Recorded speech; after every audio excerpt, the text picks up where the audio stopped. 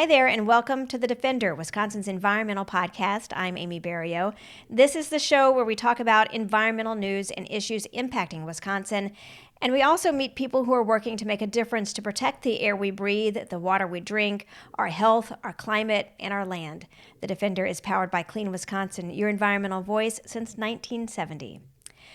So what does it take to protect Wisconsin's endangered and threatened wildlife? Well, it starts with finding out where the threatened species are, their habitat, what the population numbers are, and that kind of field survey work is time-consuming and hard, especially when those endangered species are small, like rusty-patched bumblebees and ornate box turtles.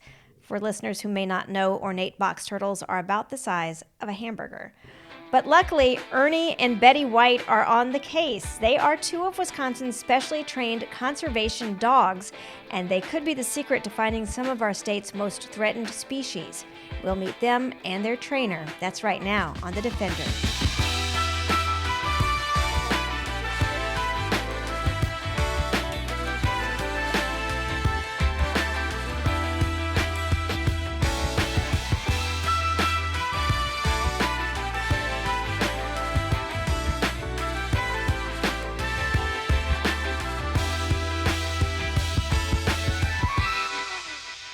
Ornate box turtles are native to Wisconsin, but they are also endangered here. The biggest threat, habitat loss. The small turtles with bright patterns on their shells are the only Wisconsin turtles that live totally on land.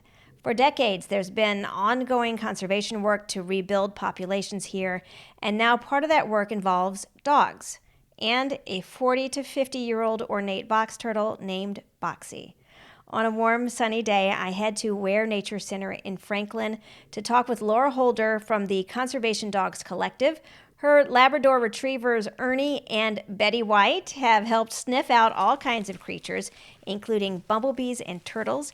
Today, they are on a training mission to see how long it takes them to find Ware Nature Center's resident ornate box turtle, named Boxie, tucked away somewhere in the tall grass. But first, I talk with Laura about how the Conservation Dogs Collective got started. So how did you come up with this idea, I guess, to have dogs that help find endangered species? What was the inspiration? Yeah, so in 2016, I received a phone call from the executive director of Mequon Nature Preserve, and she had gotten my name through the Milwaukee area community for scent detection. At that time, I was teaching canine nose work, which is a more like competitive sport. And she had come back from a conference, and they had a conservation dog demonstration, and she was immediately like, this is the coolest thing ever. I want to bring this back to Mequon Nature Preserve because they have about 450 acres of land that's constantly under restoration. So we had a phone call, and I admittedly didn't know what a conservation dog was, so I was sitting at my computer on the phone, and I'm Googling, like, what is a conservation dog? And from there, like, kind of long story short, I founded the Midwest Conservation Dogs. That was our original name, and then had gotten my own two dogs since that time in 2017, and here we are today in 2025. So we're going to stop walking for a second just so I can, not get tangled up on brush. Sure, backwards too, or just stand. Yeah, we can stand for a second, okay. Yeah. So, I guess we all know that dogs can smell things better than people. Like, how much better, though, are dogs at finding what they're looking for? Well, the sense of smell, when you compare dogs versus humans, the research says about 40 times greater sense of smell than us. What makes dogs incredibly useful for conservation detection is their ability to traverse terrain in a much quicker fashion than we can, and then they also obviously rely on their nose a lot more than their eyeballs and their other senses, so they can smell things that are hidden really well in the environment. So with our turtles that hide under a bunch of grass or bumblebee nests that are established underground, the dogs can smell those particular species, and they just want their paycheck, their little cheese or toy, for finding it. You didn't start off, working conservation. You were training dogs for competition. What has the change been like to suddenly be training dogs for something totally different? Yeah, it's there's a lot of carryover, and as far as training the humans is the biggest part of the job, to be honest. On top of that, with conservation work, a lot of times we're out in the wilderness, so the sport of canine nose work, we're not really outside in the middle of a prairie or working in wooded areas. So getting myself used to and my dogs used to working in those conditions versus a 2-minute long search that might be in a high school gymnasium. What was the reaction like in the, I guess, conservation community here in Wisconsin when they found out, hey, you've got some specially trained dogs to help them find endangered species? So I feel like not a lot of people still know about us. But every time I engage with somebody that has heard about a conservation dog locally, they're like, first off, they usually say, oh my gosh, I didn't even know you were here. I didn't know dogs could do that. And then they get really engaged in talking about the various projects that we're working on. And they are kind of, also, if they're a dog lover, I'm also looking at bumblebees. A lot of times they'll say, oh, my dog's also, really nosy. Can my dog do this type of work as well? So there's kind of different places that the conversation goes depending on who I'm talking to at that point. Does it feel meaningful to know that you're out looking for these other kinds of animals that are endangered or are disappearing? Absolutely. And I will say that working alongside dogs are an excellent way to get people engaged, including myself. So I grew up not really in a conservation focused family, not that my family is horrible and tearing down habitats, but when I learned about conservation dogs back in 2016, I was like, well, how cool is this, right? Like I immediately got engaged in learning about all the invasive species work that they can do, all the endangered or just cryptic species work that they can do to help lend their capable noses, right? And then get more people engaged in talking about whether or not they're going to do this work with their dog, just their immediate community, and what species might be prevalent and how they can help restore or protect what might be going on within a mile radius of their house even. What's a typical day like for you then when you come out here to a space like this? Yeah, so training day or survey deployment day, I'm usually going to be doing an initial kind of top level safety analysis. So I'm looking at, okay, is the weather kind of looking like it was supposed to be forecasted? Do I see any kind of physical hazards, whether that's downed trees or, I'm looking off in the horizon and I see that there might be a farm field, so there could be potentially some barbed wire. So I first do that safety check for myself and my dogs. And then I start to gauge, wind direction, if we have a wind, which we do today, which is lovely, and start to kind of segment out how I'm going to attack a particular search area with the dogs. And that could mean I might, kind of quadrant out an area and work it more in a zigzag grid transect, or I might do more of a free range kind of meandering survey with the dogs.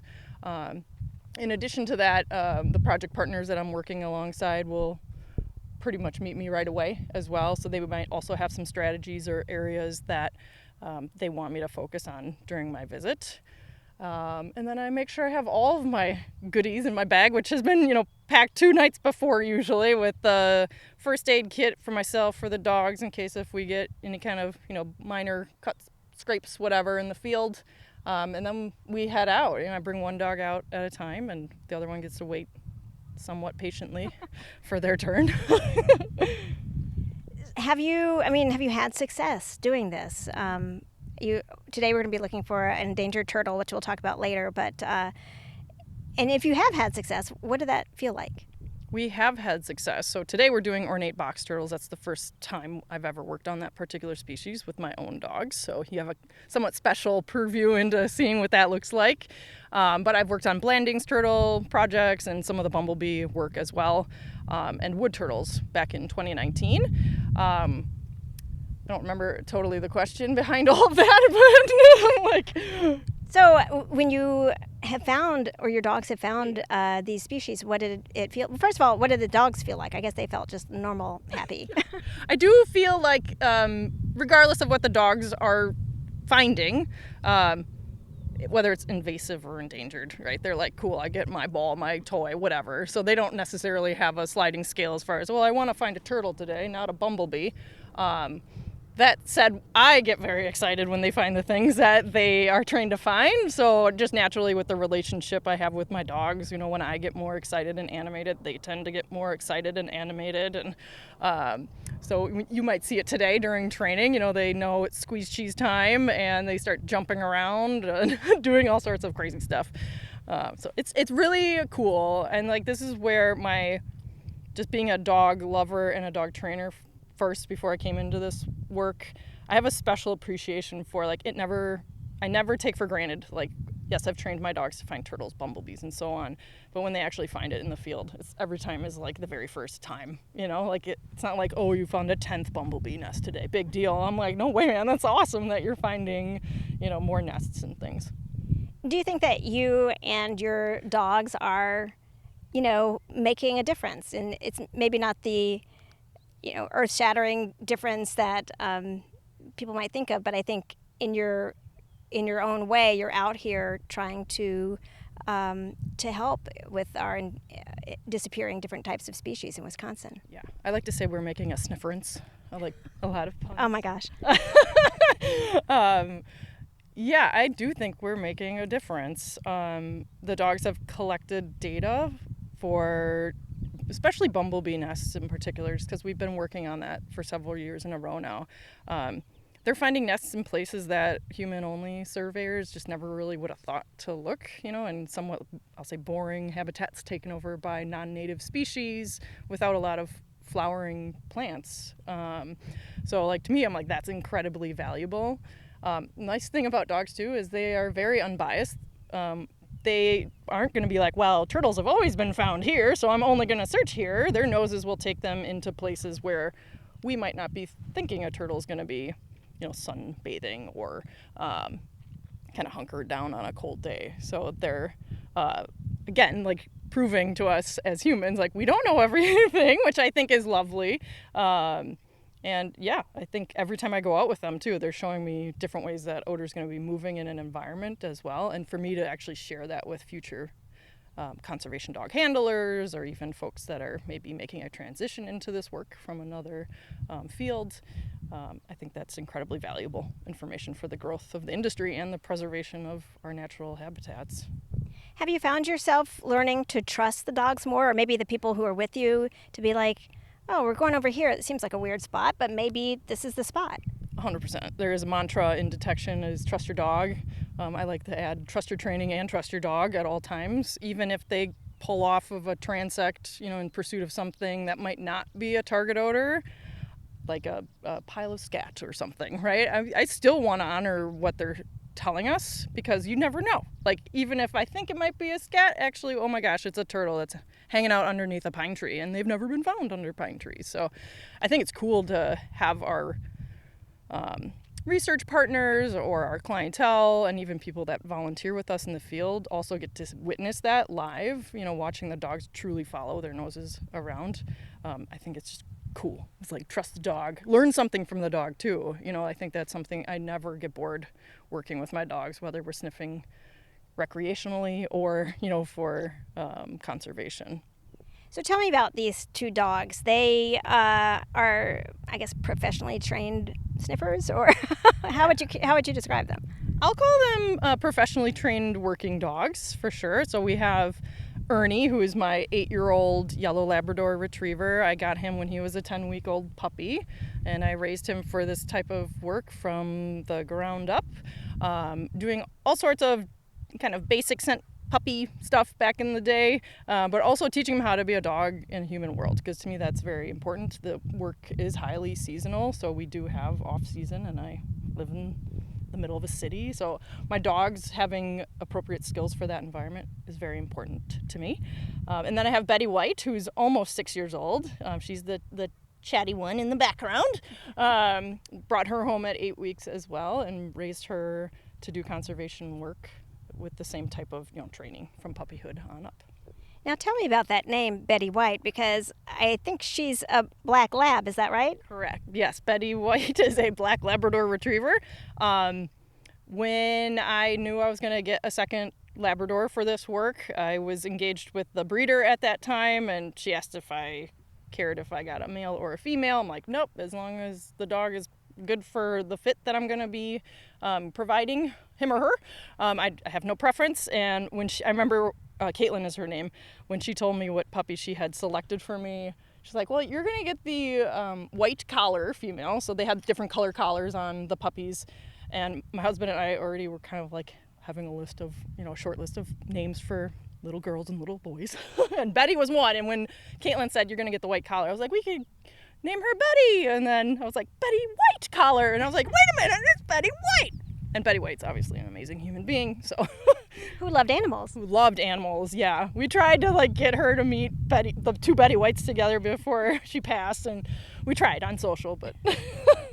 But now you've got a beautiful black lab, Betty White, who's making a difference along with her fellow coworker. That's right, Ernie and Betty. They're the dynamic duo. Well, we're going to meet them and I guess follow you out on what are we going to be doing today exactly? Yeah, so we are actually going out for field surveys next week, Monday, and hopefully Tuesday, depending on the weather. So today's our last day of field training. We are partnered with Weird Nature Center, and Brooke, one of their staff members, is hiding their ambassador turtle, their ornate box turtle named Boxie, who is somewhere between 40 and 50 years of age, which is, pretty remarkable.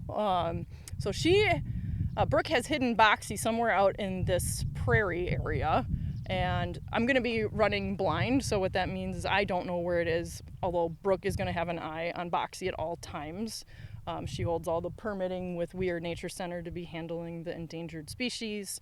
And Boxie's she's pretty low energy, so she's not going to be really moving around too much, but still Brooke's going to be keeping a dedicated eye on her. And I'm going to bring out one dog at a time, and we're going to have them sniff out where Boxie is located, and then they get their cheese when they find her. And they won't hurt Boxie? Nope, they are trained to do they call it passive response, passive final response. So they get as close as they can to her, but they are trained not to otherwise physically engage with her. So not picking her up in their mouths, not moving her around with their feet or anything. So how will you know when they found Boxie? Oh boy. So when they find Boxie, they should stand still and then look back at me and be like, yo, it's right here. They're basically saying, hurry up, come over. Boxie is right in front of my feet, basically. I want my cheese. Give me my cheese. Yes, exactly. They are Wisconsin dogs. They love their cheese. And before they actually find her, I usually am looking for changes in direction all of a sudden, where that is usually an indicator of hey, I just smelled the smell of a turtle. I want to go find where she is. And Labradors and lots of breeds, but hunting breeds in particular, will do quartering. So they kind of go back and forth, zigzagging where the scent cone is located. So yeah, it should be fun. We have a nice wind out here. I'm very excited about this. All right, well, we're going to find Boxie and have some cheese. Have some cheese. Yeah, exactly. All right. The energetic and talkative Betty White got to work first.